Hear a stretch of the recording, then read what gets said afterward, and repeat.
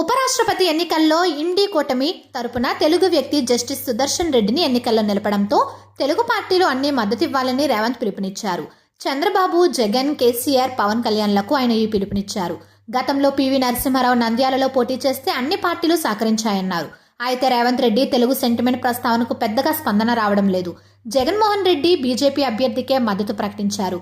YCP ఎంపీలు రాధాకృష్ణకే ఓటేశారు. కేసీఆర్ కూడా కాంగ్రెస్ ప్రతిపాదించిన అభ్యర్థికి ఓటేసి లేదన్నారు. ఇప్పుడు చంద్రబాబు కూడా స్పందించారు.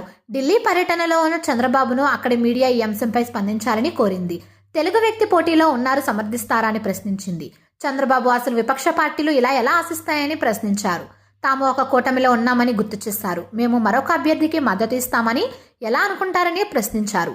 తెలుగుదేశం పార్టీ తెలుగు సమాజం కోసమే ఉందని, అయితే అది వేరే విషయం అన్నారు. ఎన్డీఏ కూటమిలో ఉన్నందున తాము కూటమికి కట్టుబడి ఉంటామన్నారు. మా పార్టీకి నీతి, విశ్వసనీయత ఉన్నాయి. 5 దశాబ్దాల కాలంలో మేము ఈ విశ్వసనీయతను నిర్మించుకున్నామని గుర్తు చేశారు. తన వైఖరి మీకు మొదటి నుంచి తెలుసని మీడియా ప్రతినిధులను ఉద్దేశించి అన్నారు. అలాగే అభ్యర్థి గుణగుణాలపైన స్పందించారు.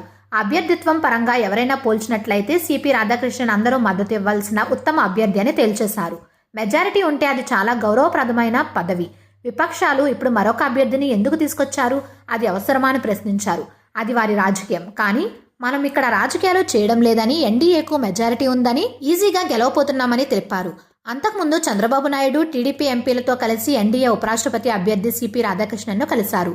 తమ పూర్తి మద్దతును ప్రకటించారు.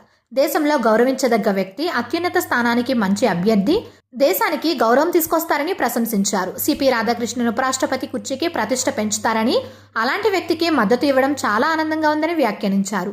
ఎన్డీఏ భాగస్వామ్య పక్షాలు కలిసి సిపి రాధాకృష్ణన్ను ఎన్డీఏ ఉపరాష్ట్రపతి అభ్యర్థిగా ఎంపిక చేశాయని, ఆయనతో తనకు ఎప్పటి నుంచో పరిచయం ఉందన్నారు.